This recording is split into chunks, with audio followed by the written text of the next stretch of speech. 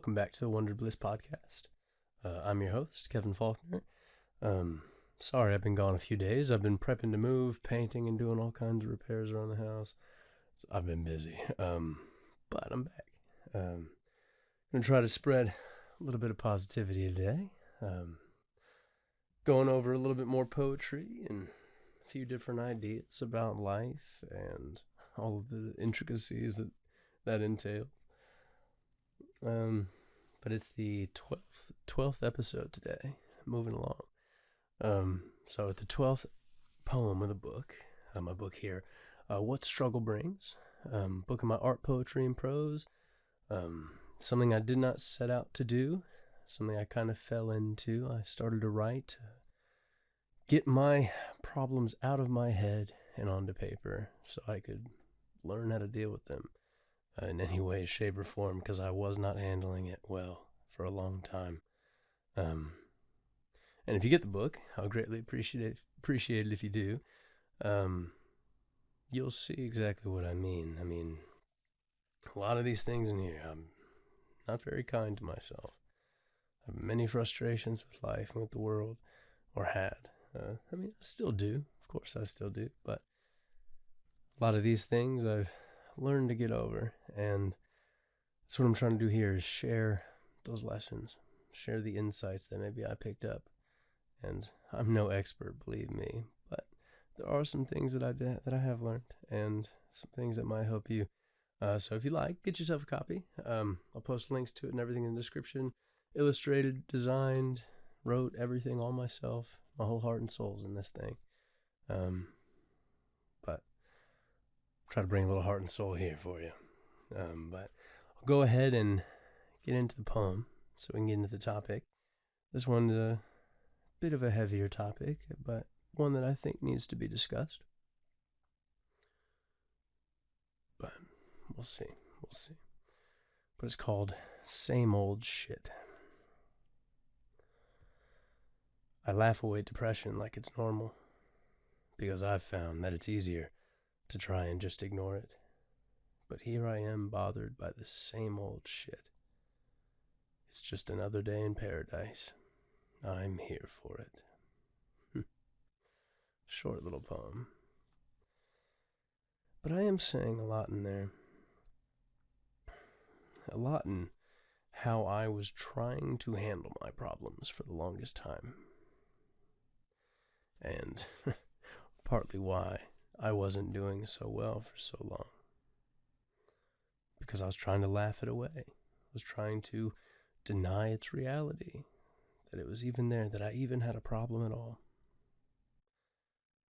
But it was always there, eating me apart from the inside out. And you don't find any relief in that. You don't find any relief at all. Trying to escape your problems, trying to laugh them away and act like they're not there is probably one of the worst things that you could ever do. And I don't blame you if you're there doing the same thing. I did it for years. It's a somewhat natural response. Some things in life are very difficult and uncomfortable, and you don't want to deal with them. I get it. But it doesn't mean that they don't have to be dealt with, and understood, and moved past. But you can't do that until you face them, until you acknowledge them, feel the feelings that you're trying to suppress, and then learn from them, and then move past them. You can't move past it until you've gone through the cycle of working through it. It's just a reality of life, an uncomfortable one at that, but it's something that is important. Something that I tried to do. I started with laughing it away. All the different problems, and I could get into all the specifics, and I will in other episodes. I have in other episodes. But it's not terribly important to, I think, what I need to say today. But there was discomfort. There was a disbelief in love, a disbelief in life, or purpose of life, rather. Disbelief in God, and just a bunch of things swirling inside me. And I'd try to laugh it away, act like it wasn't there. And when that didn't work, I tried to drink it away. act like it wasn't there, chase after the fun. That didn't fully work. I tried to smoke it away, get high as shit so I couldn't think. And that doesn't solve a damn thing. It doesn't do anything. In fact, it only makes things worse. Because you find short-term relief. I will say that. You do find short-term reliefs, and that's why it's so alluring. That's why I think substance abuse, drug addiction, all these things are so common in today's world.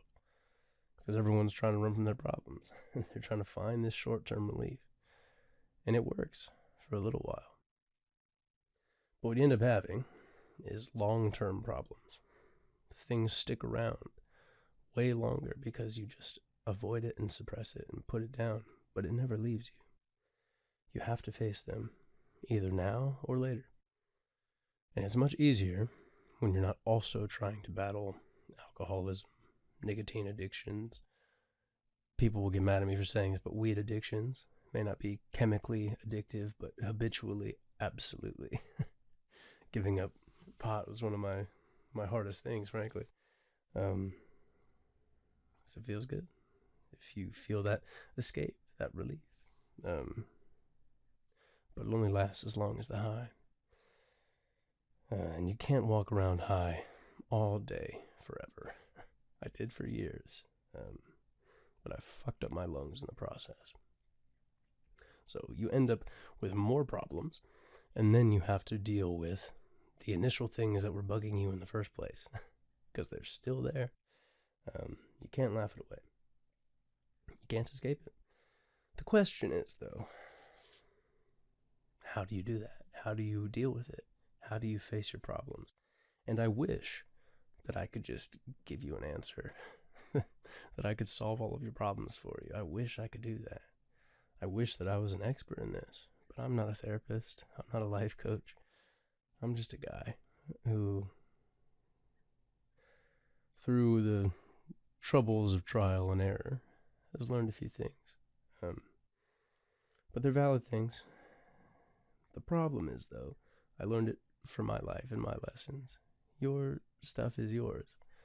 Your life is your life.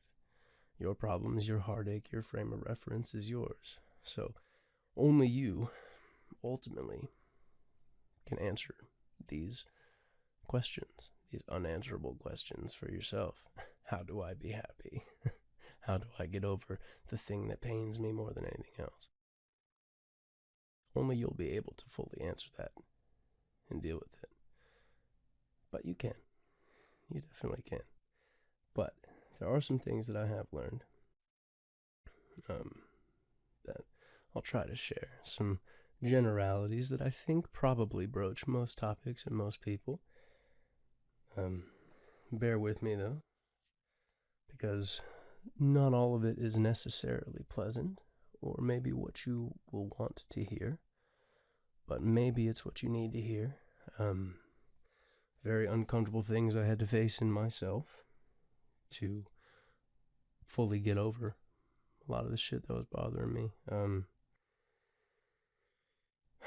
And I guess to start, there is that, it almost sounds somewhat contradictory, how you can't laugh away your problems, you can't joke them away, but yet you have to find the beauty in them. Because there is good and bad in every situation. Every situation. I don't care what it is. There's something positive about it. And that is some of the beauty of life, is the duality. And the reality of the fact being that good cannot exist without the negative. There has to be hardship in your life for there to be good things, for you to appreciate the good things. If there was only light, we would all be blind. It's the darkness that allows us to see. If everything was only good and positive, none of us would appreciate any of it, because we would have no frame of reference as to why we should.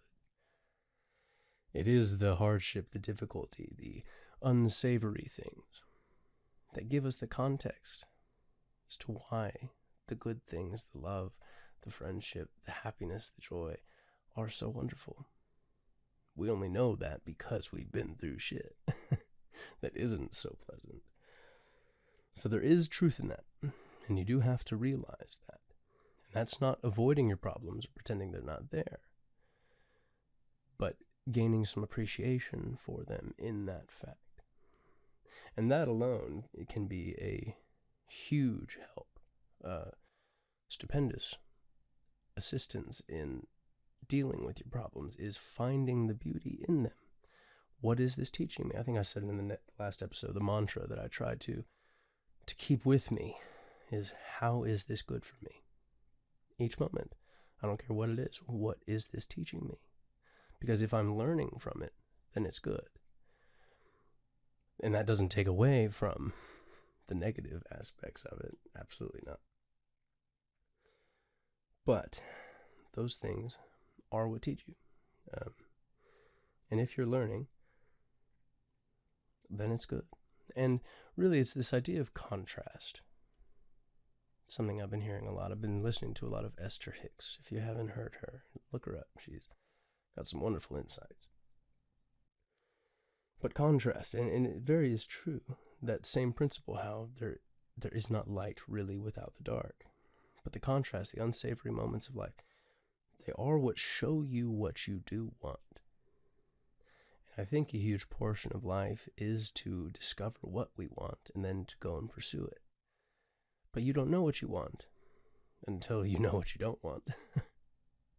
There is truth in that. You can't really have a desire without something undesirable. You need the contrast. So in some ways, the difficulties of life, the hardships, the burdens, in some ways they are your biggest blessings that you'll ever receive, because they show you which direction you ought to be headed in.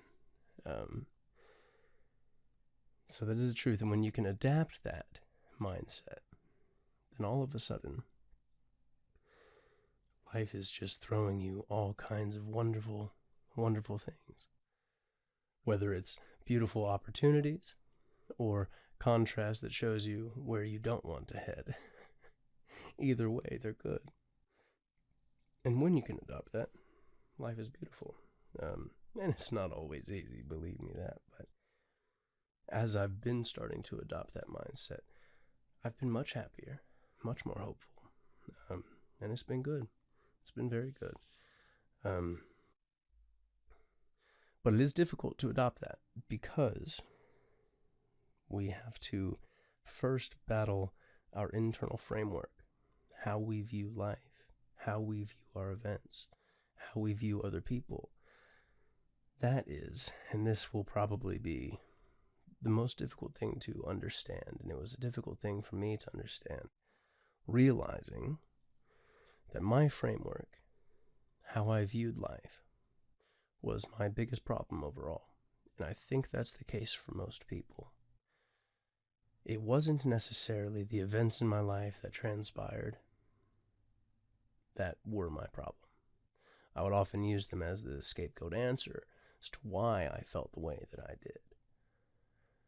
And they were the things that led me to the creation of the negative expectation that I was carrying, the creation of the negative framework that I was viewing life through.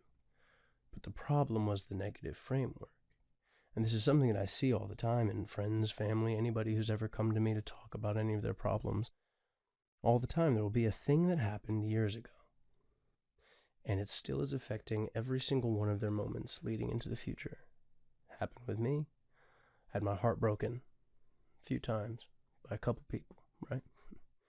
So therefore everyone's going to break my heart. I watched my family fall apart. My parents get divorced. So therefore marriage itself is a terrible thing. Nobody should do it. It's kind of a ridiculous idea. But we're all operating out of our wounds. And we'll find ourselves doing that all the time. And it's just not true most of the time. Just because one person hurt you years ago or an event went bad years ago, I got in a car accident that one time, therefore I should never drive again. No. Most of your life will probably be fine. most events, most interactions with people will likely be relatively positive, at the very least neutral. But the negative ones seem to stand out the most. Something I've seen time and time again. You'll post something on Instagram or Twitter or something. Post a picture. You get all kinds of likes, all kinds of comments saying great things, but then you have that one nasty comment. That one person being a dick. And that one captivates your attention. That's all you can think about. It doesn't matter that you got 100 positive comments, a bunch of positive feedback. That one negative will sit in the mind and fester. And that's what happens with all of our events, all of our lives. I probably shouldn't say this, but it probably is true. Most of our lives, I don't care who or what you are, probably aren't that bad. They're probably not. There's probably a few sets of negative things that happen and a few continual negative problems that are happening. But the majority of your day is probably fine. It's probably relatively positive. But you're captivated by the negative ones.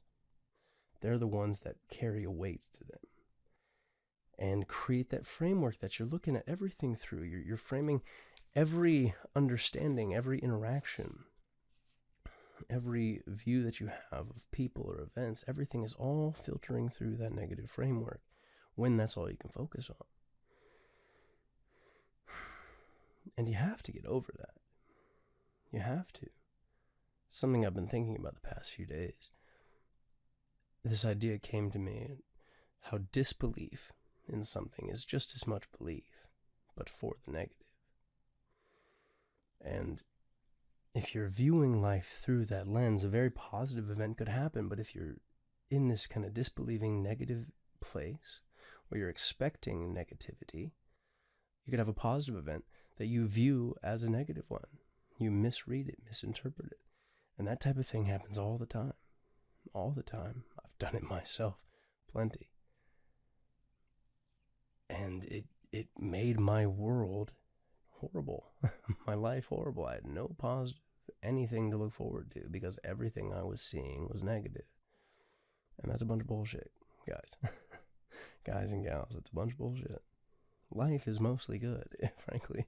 If you look at it, the ability to be alive and to breathe, just that alone, to be able to see the beautiful colors and feel and to love, to be able to do it is a blessing among greater than anything else, greater than any positive event that could happen in your life. You win the lottery, get all the money in the world, all of those things, sure, that's great. But the ability to be alive is the greatest. The ability to feel at all is amazing. And until you realize that and appreciate that, nothing in life is going to be good if you're viewing it through the negative lens. And it's a tough one because you start to realize that, oh, maybe I've been my biggest problem. Maybe I've been continually breaking my own heart over and over and over again by expecting the negative. And it's sad, but it is possible to overcome that. It's possible to change your framework, to change your expectation. It really is. I've seen it in myself. You change your behavior. You change your outlook. Change what you're looking for. Because you do find what you're looking for. That is an absolute truth. An absolute truth. If you're looking for reasons to be upset, you will be upset. If you're looking for reasons to be happy, you will be happy. And I don't give a damn what your life circumstance is. If you're viewing life through a positive lens, and you're understanding that it's the context and contrast that's moving you forward and molding you, I don't care what your life event is, it's probably difficult and it won't always be easy. But you'll understand its beauty and appreciate it. And in the end, it will be good. And that changes everything. It's all about your frame of reference, your mindset. It's the biggest thing. Everything starts up here and in your heart. It all does. For me, it was uncomfortable because I had to change just about everything in my life. Every behavior. I've stopped drinking, stopped smoking. I've stopped running around. I've stopped doing everything that I was doing. I had to change everything. But it's the best thing I ever did, because now I'm able to view it differently. I'm not caught in the same cycles and patterns as I once was.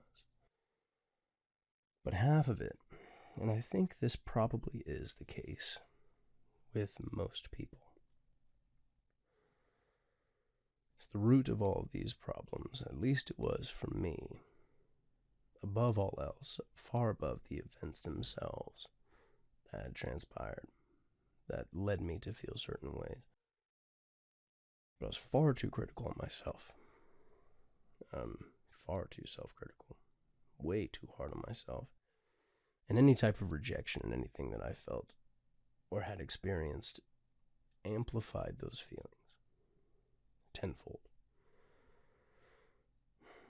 And I mean, there is some benefit to not being hard on yourself, but being able to analyze yourself, your behavior, to self-correct.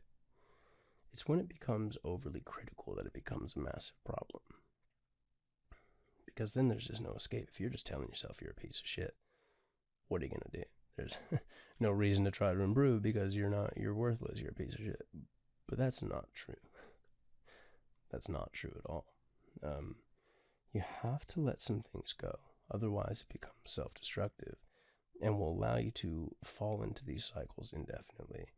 And that's the last place anybody wants to be. It's the last place I want you to be. Because it's not fun. It's not fun at all. And there are some truths that you do just have to adopt about life and about yourself. For one, how life is this beautiful thing that we get. It absolutely has a purpose. It has a meaning. And it is worth participating in. But two, and this idea has been around for so long and propagated in every religion, everything. You're not perfect. You're not going to be. It's impossible to be perfect. So it's okay to be who you are, as you are right now. You don't have to be bogging yourself down because you're not where you'd like to be yet. You are where you are for a reason. And it is what is molding you and teaching you to get to the place that you want to be. You have to go through the steps of where you are to get where you want to be. So please remember that. But it's okay to not be perfect.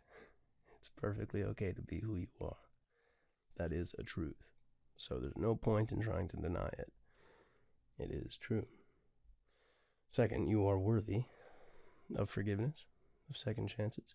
If you've been running around, fucking around, doing all kinds of stupid shit, you are worthy of forgiveness, of second chances, all these things. I mean, if you've done some absolutely heinous shit and you've been arrested or something, I mean, you're still worthy of forgiveness.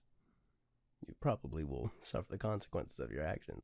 You can't avoid consequences, but you are worthy of forgiveness. You can always start again, barring you being in life, or prison for life or something like that. That makes it difficult. But assuming you're not, you can always start again. You can always recreate yourself. Absolutely you can. It's never over until it's over. And you are deserving of it. You're deserving of your dreams. You are. By the very nature of you being alive as a human being, with this beautiful chance to be here and do it, you deserve it. You wouldn't be here if you didn't. That is a truth. Your dreams are not crazy. You should go after them. I don't give a fuck what anybody says. Fuck their opinions if they're trying to put you down. That's probably them trying to push you down because they're not comfortable with who they are and what they want. They don't feel deserving, so they don't want you to feel deserving. It's bonkers. It's ridiculous. You are deserving. Absolutely. And lastly, I've heard this idea a lot, and it is true. And a huge reason why we'll judge ourselves and do all kinds of shit and keep ourselves from chasing our dreams and chasing after the things that make us happy is that we're afraid of other people judging us. And there will be people, of course there will. But like I said, it's often because of who they are, where they are in their life. But most of the time, most people aren't really thinking of you that much. They're really not. They're too busy worrying about all of their own shit. So go and do it. Go and be happy. Go and live your life. Quit judging yourself so damn much. And you will find happiness there. You will. And if you don't, try a little harder. Try again. Get a third chance, fourth chance. You will get there. You will.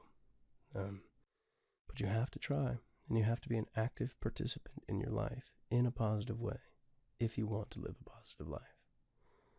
You have to. There is no way around it. You can't be a negative person and expect a positive life. You can't look at every event through a negative lens and expect to find happiness. You can't. It starts in your mind. It starts up here in your thoughts. It really does. That is a truth. So focus on that first. And then take a look at all of your hardships and events. Everything that's going wrong. Try to view it differently. Try to understand why it's there, what it's teaching you. And then move forward. And you'll find your way out. You will. But I don't know. Let me know what you think. Let me know what you're dealing with. It's difficult to try to give advice to an untold number of people on the internet with an untold number of problems, you know. But if you're going through something, you need some type of specific help, or you just want to vent, put it in the comments. Message me or something on Instagram, Kevin Faulkner Poetry. Be happy to hear it. I'm happy to try to help the best I can. That's why I'm here. That's why I'm doing this. Because I've seen the depths of my own despair. It's not fun. And I don't want to be there anymore. But I don't want you to be there either. And you don't have to be. You don't have to be. But I guess I'll kind of wrap it up here. I'm trying to keep these episodes pretty short. But get a copy of my book. It might help. I mean, half of it is just admitting and acknowledging the bullshit that you're going through, the darkness that is there. You have to experience it. Because when you go through that process, then you can find the appreciation of it. And that's a lot of what this was. It was me getting my thoughts out of my head and acknowledging them. And maybe me doing that will give you the freedom to do it with yours in your life. But I've tried to add some different insights and advice, things that I've learned in here. I can be a rambling mess on here, but I spent a lot of time putting this together to try to make an impactful piece. So get yourself a copy. I'd greatly appreciate it. But tune in next time. We'll go over the next poem and whatever may come to mind. Whatever positivity I may be able to spread. But until next time. Peace.